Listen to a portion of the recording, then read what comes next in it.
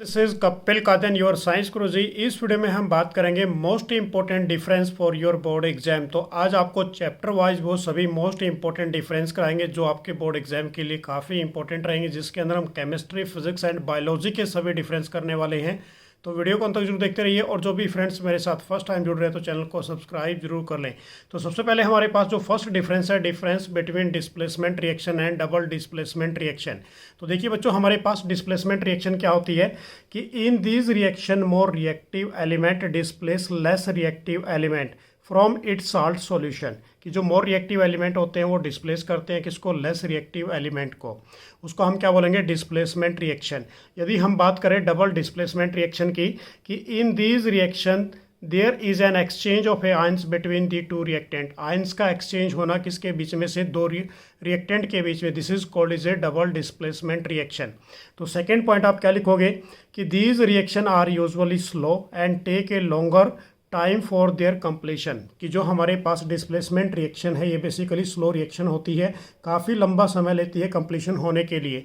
तो हमारे पास double displacement के अंदर कि these reaction are usually very fast and take a instantaneously. ये बेसिकली काफ़ी फास्ट रिएक्शन होती है क्योंकि ऑलरेडी इसके अंदर जो भी आयंस है वो पहले आयंस की फॉर्म में ही एग्जिस्ट करते हैं। थर्ड पॉइंट आप क्या लिखोगे डिस्प्लेसमेंट रिएक्शन के अंदर कि during these reaction usually change in the colour take place. इसके अंदर बेसिकली क्या होते हैं बच्चों, कलर चेंज होते हैं। अब ये हमारे पास एग्जांपल है iron plus copper sulphate. Copper sulphate का जो कलर होता है हमारे पास ब्लू होता है, this is A blue vitriol भी कहते हैं एक्वस फॉर्म में जब होगा ये। तो इस केस में हमारे पास क्या बनेगा, FeSO4 प्लस कॉपर अलग निकलेगा।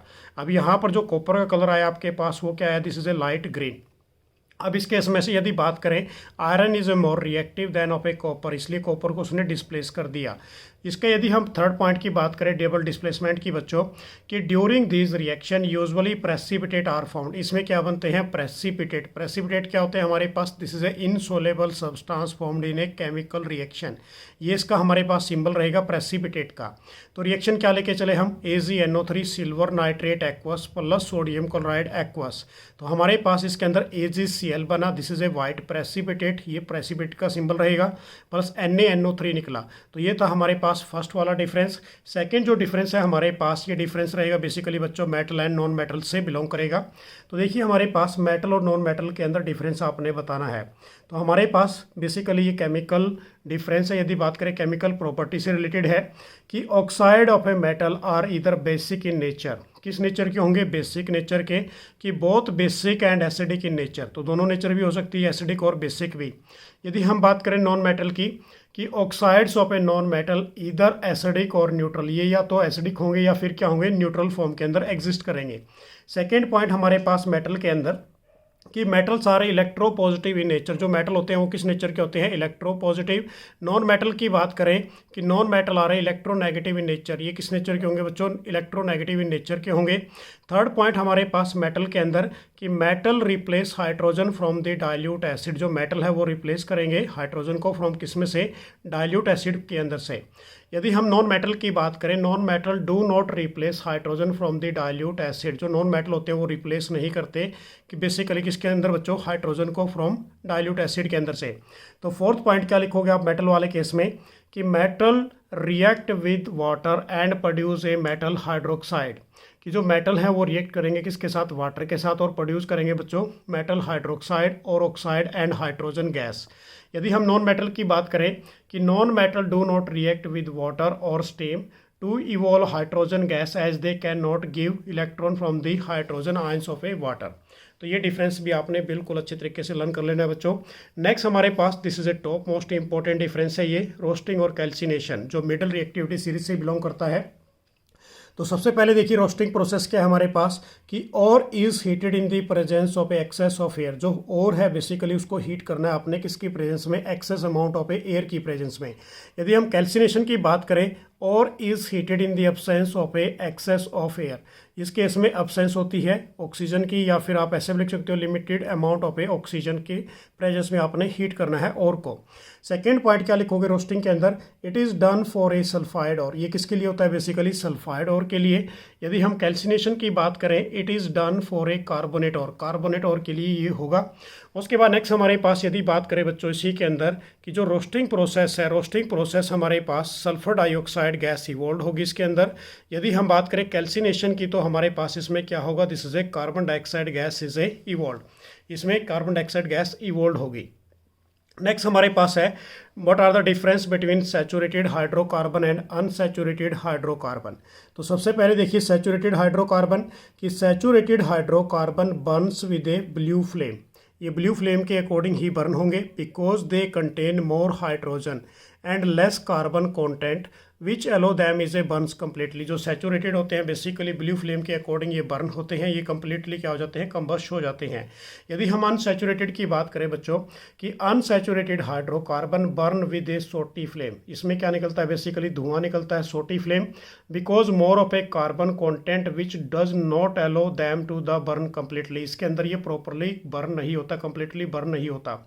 सेकेंड पॉइंट आप क्या लिखोगे इसके अंदर कि they undergoes a complete combustion, इसमें क्या होती है complete combustion and carbon dioxide and water are the residue only, सिर्फ क्या बचता है इसके अंदर कार्बन डाइऑक्साइड और वाटर ही बचता है।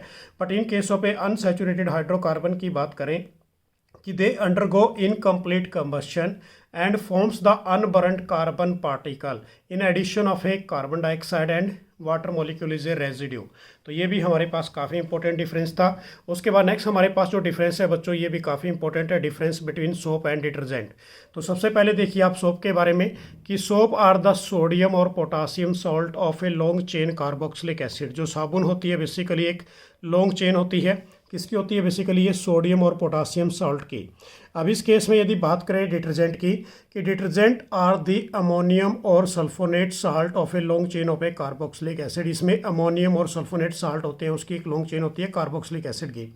सेकेंड पॉइंट की बात करें सोप वाले केस के अंदर कि soap have a less cleaning action, ये बेसिकली क्या है लेसर क्लीनिंग एक्शन है और quantity as compare to the detergent. यदि क्वांटिटी की बात करें तो इसके अंदर क्वालिटी की बात करें बच्चों तो ये बेसिकली क्या होती है as compare to the detergent, बहुत ही लेस उसके अंदर क्वालिटी के अंदर पाई जाती है। यदि हम बात करते हैं डिटर्जेंट की, detergent is a better cleaning action as compare to a soap. उसके बाद जो थर्ड पॉइंट हमारे पास है कि soaps are made from the animal और प्लांट फैट्स, ये किसके द्वारा बनती है एनिमल फैट्स और प्लांट फैट के द्वारा। यदि डिटर्जेंट की बात करें detergent are made from the petrochemicals, ये केमिकल के द्वारा तैयार किया जाता है। उसके बाद सोप्स आर ए मोस्ट क्या है बेसिकली मोर बायोडिग्रेडेबल, डिटर्जेंट की बात करें this is A less biodegradable. तो ये वाला डिफरेंस भी आपने तैयार कर लेना है। नेक्स्ट हमारे पास जो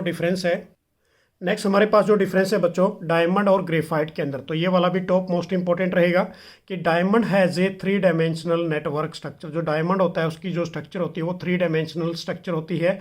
यदि ग्रेफाइट की बात करें कि graphite has a hexagonal seat layer structure, इसकी हेक्सागोनल सीट लेयर स्ट्रक्चर होती है। डायमंड का जो सेकंड पॉइंट हमारे पास है each carbon in A diamond is bonded with A 4 other carbon atom, ये बेसिकली किसके अटैच होगा अनदर 4 कार्बन एटम के साथ अटैच होगा। But in case of A graphite each carbon has a 1 free electron with it, तो इसमें हर एक single carbon क्या होता है बेसिकली यदि बात करें हर एक कार्बन का फ्री होता है। उसके बाद थर्ड पॉइंट की बात करें no free electron is left, इसके अंदर कोई भी फ्री इलेक्ट्रॉन नहीं होगा। It is a good conductor of electricity, यदि ग्रेफाइट की बात करें तो ये गुड कंडक्टर ऑफ इलेक्ट्रिसिटी होगा। डायमंड की बात करते हैं it is a bad conductor of electricity, it is a soft, ये क्या होगा बेसिकली बच्चों सॉफ्ट एंड स्लिपरी। तो ये हमारे पास काफ़ी इंपॉर्टेंट रहेगा। उसके बाद हमारे पास बायोलॉजी का पोर्शन है, ये इसके अंदर पहला जो डिफरेंस है it is a very important. Aerobic respiration anaerobic respiration क्या होता है, तो सबसे पहले देखिए aerobic respiration heat occur in the presence of A oxygen, ये किसकी प्रेजेंस में होगा ऑक्सीजन की प्रेजेंस के अंदर। एनारोबिक रेस्पिरेशन की बात करें, it occur in the absence of A oxygen, इसमें बेसिकली क्या होती है, एब्सेंस ऑफ ए ऑक्सीजन। उसके बाद सेकंड पॉइंट की बात करें एरोबिक रेस्पिरेशन के अंदर कि the first step called is A glycolysis, जो पहला स्टेप होता है उसको क्या बोलते हैं आप, glycolysis. Occur in the cytoplasm, ये बेसिकली कहाँ पर होता है, साइटोप्लाज्म के अंदर। And the second step is called is ए करब साइकिल, इसको बेसिकली क्या बोला जाता है, जो सेकंड स्टेप होता है करब cycle occur in the mitochondria, basically किसके अंदर होगा, माइटोकॉन्ड्रिया के अंदर। यदि बात करें सेकंड पॉइंट एनारोबिक रेस्पिरेशन की कि the complete process both of a glycolysis and Krebs cycle occur in the cytoplasm, जो कंप्लीट प्रोसेस है वो अक्कर होगा सारा का सारा किसके अंदर, साइटोप्लाज्म के अंदर, इन case of A anaerobic respiration. Third हमारे पास कि the end product of a carbon dioxide and water, जो इसके अंदर बेसिकली जो एंड प्रोडक्ट निकलेगा वो कार्बन डाइऑक्साइड और वाटर रहेगा एरोबिक रेस्पिरेशन के अंदर। एनारोबिक रेस्पिरेशन के अंदर द एंड प्रोडक्ट में भी अल्कोहल और लैक्टिक एसिड, वो क्या रहेगा बेसिकली बच्चों इसके अंदर, अल्कोहल और लैक्टिक एसिड। उसके बाद यदि फोर्थ पॉइंट की बात करें एरोबिक रेस्पिरेशन के अंदर, considerable amount of energy about 38 ATP molecule is produced by the oxidation of a one molecule of a glucose during this process। इसमें 38 ATP आपको मिलेंगे बेसिकली, और ATP की फुल फॉर्म हमारे पास क्या होती है, एडिनोसाइन ट्राइफॉस्फेट। यदि बात करें एनारोबिक रेस्पिरेशन के अंदर बच्चों कि much less energy about 2 ATP, 2 ATP का मतलब हमारे पास दो मॉलिक्यूल, एनर्जी ये क्या है basically, this is adenosine triphosphate is released during this process by the oxidation of a one molecule of a glucose। तो ये वाला टॉपिक भी आपने अच्छी तरीके से करना है बच्चों। नेक्स्ट हमारे पास जो डिफरेंस है, this is a top most important once again, कि transport of a material in xylem and transport of a material in phloem, तो ये वाला डिफरेंस भी काफ़ी इंपॉर्टेंट रहेगा। तो सबसे पहले देखिए जाइलम, कि the xylem element is mainly responsible for the transportation of a water and mineral. ये जो जाइलम है बेसिकली ये क्या करता है, transportation of a water and minerals करता है। यदि बात करें हम इसके अंदर फ्लोएम के अंदर कि the phloem element are mainly responsible for the transportation of a organic food, organic food के अंदर amino acids and other substance like is a hormones, ये इसको ट्रांसपोर्ट करता है, ये ऊपर से नीचे की तरफ भी और नीचे से ऊपर की तरफ भी। सेकंड हमारे पास किसके अंदर बेसिकली बच्चों, ये प्लांट के अंदर।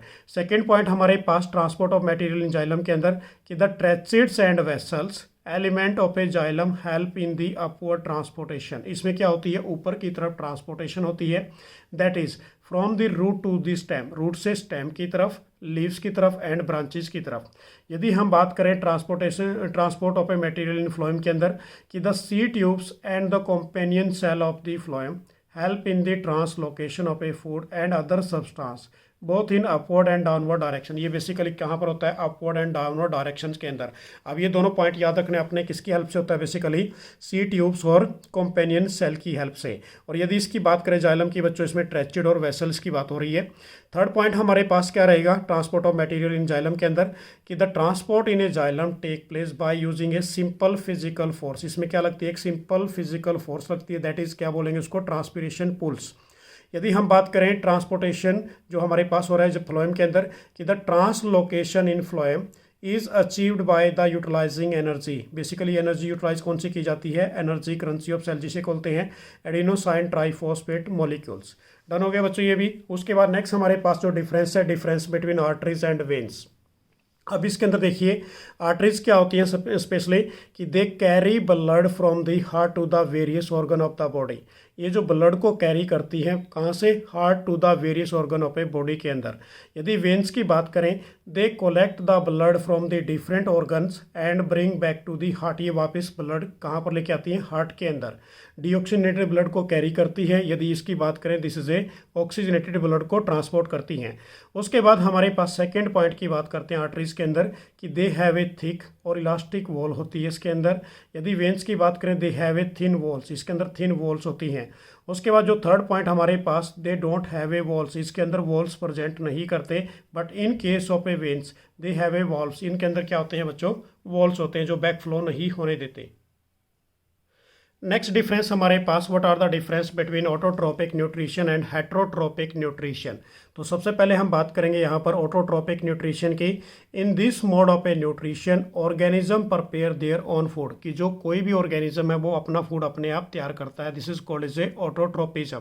यदि हम हेट्रो की बात करें, in this mode of a nutrition the organism depend upon the autotrophs for their food. ये किसके ऊपर डिपेंड करेंगे? बेसिकली ऑटोट्रोप्स के ऊपर डिपेंड करेंगे। सेकेंड पॉइंट हमारे पास ऑटोट्रोपिक के अंदर कि they prepare food from the inorganic raw material. Inorganic raw material कौन कौन से? Like is a carbon dioxide, water, उसके द्वारा अपने फूड को प्रिपेयर करते हैं। हेट्रोट्रोपिक की यदि बात करें, दे डिपेंड डायरेक्टली और indirectly on the autotroph for a food. ये डायरेक्टली और इनडायरेक्टली किसके ऊपर डिपेंड करेंगे? ऑटोट्रोप्स के ऊपर। जो थर्ड पॉइंट हमारे पास है ऑटोट्रोपिक के अंदर कि presence of a green pigment, chlorophyll and the sunlight are necessary for the preparation of a food. तो इसके लिए अंदर बेसिकली यदि बात करते हैं बच्चों, प्रेजेंस ऑफ ए, किसकी प्रेजेंस होती है? ग्रीन पिगमेंट और chlorophylls and sunlight for necessary for the preparation of a food. उसके बाद हमारे पास हेट्रोट्रोपिक न्यूट्रिशन की यदि बात करें इसके अंदर कि chlorophyll and sunlight are not necessary for the food preparation. जो क्लोरोफिल और सनलाइट है इसके लिए नेसेसरी नहीं होंगे। तो ये भी बच्चों हमारे पास काफ़ी इंपॉर्टेंट रहेगा। उसके बाद नेक्स्ट डिफरेंस है, what are the difference between self pollination and cross pollination. तो सबसे पहले देखिए सेल्फ पॉलिनेशन क्या होता है कि it is the transfer of a pollen grain from anther to the stigma within the same flower. Same flower के अंदर पोलिन ग्रेन का ट्रांसफर होना एंथर से स्टिग्मा के अंदर। Anther basically male reproductive part होता है और जो स्टिग्मा होता है this is a female reproductive, एक स्टिकी सब्सटेंस होता है ये।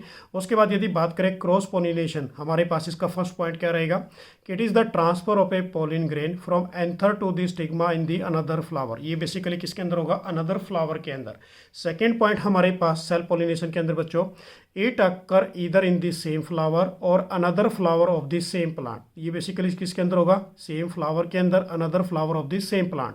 सेकेंड पॉइंट यदि बात करें क्रॉस पॉलिनेशन के अंदर, it occur between the two flowers की which are one different plant but is the same species. Third point हमारे पास क्या रहेगा सेल्फ पॉलिनेशन का? It occur in the flower which are genetically same. जो हमारे पास इसके अंदर जो फ्लावर रहेंगे वो क्या रहेंगे? बेसिकली सारे जाइनेटिकली सेम रहेंगे। उसके बाद यदि क्रॉस पोलिनेशन की बात करें, इट अक्कर बिटवीन फ्लावर कि विच आर जाइनेटिकली डिफरेंट। ये बेसिकली जीन्स के अकॉर्डिंग क्या रहेंगे? डिफरेंट रहेंगे। तो ये भी आपने 3 पॉइंट बहुत अच्छी तरीके से लर्न कर लेने हैं। नेक्स्ट जो हमारे पास डिफरेंस है ये भी काफ़ी इंपॉर्टेंट है, डिफरेंशिएट बिटवीन सेक्सुअल रिप्रोडक्शन और ये सेक्सुअल रिप्रोडक्शन। तो सबसे पहले हम बात करेंगे सेक्सुअल रिप्रोडक्शन क्या होता है? Involve 2 parents male and female. यदि ये सेक्सुअल की बात करें, इन्वॉल्व ओनली 1 पेरेंट्स, इसमें एक ही पेरेंट्स इन्वॉल्व होता है।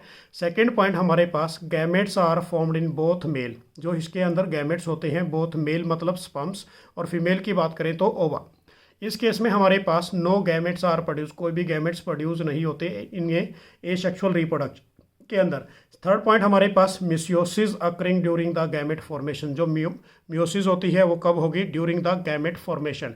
Meiosis does not occur an any stage of a reproduction, इसमें कोई भी स्टेज पे प्रोड्यूस नहीं होगी। उसके बाद यदि बात करें बच्चों इसके अंदर फोर्थ पॉइंट कि जाइनेटिक वेरिएशन अक्कर, इसमें सेक्सुअल में क्या होती है? जाइनेटिक वेरिएशंस होती हैं। यदि ये सेक्सुअल की बात करें तो जाइनेटिक वेरिएशन डज नॉट अक्कर, इसके अंदर जाइनेटिक वेरिएशंस नहीं होगी। नेक्स्ट हमारे पास जो डिफरेंस है ये भी काफ़ी इंपॉर्टेंट है। What are the difference between biodegradable waste and non biodegradable waste? तो सबसे पहले हम बात करेंगे biodegradable waste की कि those waste material which can be broken down to a non poisonous substance in the nature by the action of a microorganism। यदि non biodegradable की बात करें कि those waste material which cannot be broken down to the non poisonous substance in a nature, इसके अंदर basically broken down नहीं होता किसी भी सिंपलर सब्सटेंस के अंदर किसी भी माइक्रो ऑर्गेनिज्म की हेल्प से। But in case of A second point हमारे पास बायोडिग्रेडेबल वेस्ट के अंदर कि they get recycled and therefore do not require dumping site, ये याद रखना आपने। उसके बाद यदि बात करें नॉन बायोडिग्रेडेबल के अंदर कि they can not be recycle easily कि therefore are to be dumped, इसको बेसिकली डम्प्ड ही किया जाता है, इसको रिसाइकिल नहीं कर सकते। यदि हम थर्ड पॉइंट की बात करें कि do not cause any pollution of the soil, इसके अंदर कोई भी पॉल्यूशन नहीं होता, but in case of a non biodegradable lead to be a soil pollution, तो इसमें क्या होगा? सॉइल पॉल्यूशन होगा। नेक्स्ट हमारे पास है बच्चों what are the difference between food chain and food web. तो ये भी काफ़ी इंपॉर्टेंट क्वेश्चन रहेगा आपके एग्जाम के लिए। तो सबसे पहले फूड चेन देखते हैं कि food chain is the series of a organism feeding on one another, एक दूसरे को खाने के लिए, उसको हम फूड चेन बोलते हैं। सेकेंड पॉइंट हमारे पास जो फर्स्ट पॉइंट रहेगा फूड वेब का, कि food web consist A number of A interlink food chain, ये कि एक दूसरे के ऊपर डिपेंडेंट करती हैं फूड चेन के ऊपर। सेकेंड पॉइंट हमारे पास फूड चेन के अंदर कि member of a higher trophic level feed upon a single type of a organism of the lower trophic level, कि जो भी टॉप लेवल पे ऑर्गेनिज्म प्रेजेंट करेगा वो सिर्फ किसको खाएगा, only single type of a lower tropical level के अंदर से एक ही ऑर्गेनिज्म को ईट करेगा। नेक्स्ट हमारे पास फूड वेब की यदि बात करें कि member of a higher trophic level can feed upon the organism of a lower trophic level to the other food chain, किसी भी फूड चेन के अंदर से वो ईट कर सकता है। थर्ड पॉइंट हमारे पास बच्चों फूड चेन के अंदर कि food chain do not have any cross linkage, इसमें कोई भी क्रॉस लिंकेज नहीं होती, but in case of a food web many cross linkage, काफ़ी क्रॉस लिंकेज इसके अंदर अक्कर होती हैं।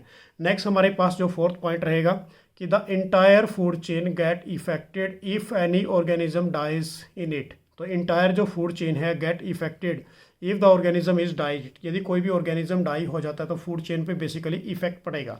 यदि हम बात करें फूड वेब के अंदर कि there is no effect on the organism in the food web if any organism is die, यदि कोई भी ऑर्गेनिज्म डाई हो जाता है तो फूड वेब पे कोई भी इफेक्ट नहीं पड़ेगा। नेक्स्ट जो हमारे पास डिफरेंस है वो फिजिकल पोर्शन, जो फिजिक्स है हमारे पास, फिजिक्स पोर्शन से हम डिस्कस करेंगे। तो ये जो डिफरेंस रहेगा हमारे पास बेसिकली कॉनकेव मिरर और कन्वेक्स मिरर के अंदर। तो कॉनकेव मिरर क्या होते हैं बेसिकली, ये spherical mirror whose reflecting surface is curve inward is called is A concave mirror, जिसका इनवर्ड क्या होगा बेसिकली बच्चों, रिफ्लेक्टिंग सरफेस इनवर्ड होगा, तो उसको आप क्या कहोगे, कॉनकेव मिरर। कन्वेक्स मिरर हमारे पास a spherical mirror whose reflecting surface is curve outward, जो आउटवर्ड बाहर की तरफ होगा, this is a convex mirror.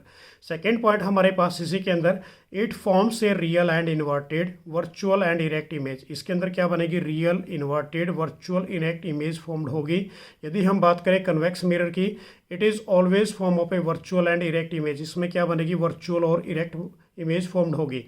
Third point हमारे पास image size is sometime smaller, जो इमेज का साइज होगा समटाइम वो क्या रहेगा बेसिकली इसके अंदर smaller, and some time is larger, कुछ समय क्या रहेगा larger, but in case of a convex mirror image is always क्या रहेगी स्मॉलर। नेक्स्ट हमारे पास ये भी काफ़ी इंपॉर्टेंट डिफरेंस है, difference between real image and basically virtual image. अब इसके अंदर देखिए बच्चों हमारे पास क्या रहेगा कि it is formed when the ray of a light after reflection और refraction actually meet at a point, एक पॉइंट पर मीट करेंगी, उसको हम क्या बोलते हैं, real image. But in case of a virtual image it is formed when a ray of light after reflection और refraction appear to meet at a point, appear to meet मतलब कहीं पर, बेसिकली अपीयर टू मीट का मतलब ये होता है कि बच्चों मिलने की संभावनाएं होना। सेकेंड पॉइंट हमारे पास रियल इमेज कि it is be projected on the screen, ये स्क्रीन पे फॉर्म्ड होती है, but in case of a virtual image it can not be projected on the screen, ये स्क्रीन पे फॉर्म नहीं होगी, but in the real image is always inverted होगी। और यदि हम बात करें वर्चुअल इमेज हमेशा क्या होगी, इरेक्ट मतलब सीधी, और ये वाली क्या रहेगी बेसिकली बच्चों उल्टी। नेक्स्ट हमारे पास है difference between AC and DC, ये वाला भी टॉपिक काफ़ी इंपॉर्टेंट रहेगा। अब इसके अंदर देखिए it is transmitted over a long distance effectively, यदि हम डीसी की बात करें it can not be transmitted over a long distance effectively. तो सेकेंड पॉइंट क्या लिखोगे, it changes its direction at a regular interval of time, जो हमारे पास अल्टरनेटिंग करंट है इसके अंदर क्या होती है, जो डायरेक्शन है वो रेगुलर इंटरवल के अकॉर्डिंग टाइम चेंज होता रहता है। यदि हम डीसी की बात करें तो it does not change the direction, इसके अंदर कोई भी डायरेक्शन चेंज नहीं होगी। तो ये थे बच्चों हमारे पास टॉप मोस्ट इंपॉर्टेंट डिफरेंस जो मैंने अभी आपको कराए, आपके बोर्ड एग्जाम के लिए काफ़ी हेल्पफुल रहेंगे। तो मेरी तरफ से आप सभी को बेस्ट ऑफ लक। तो जय हिंद, जय भारत। नेक्स्ट वीडियो में फिर आपके लिए कुछ इंपॉर्टेंट टॉपिक्स लेके आएंगे। बाय।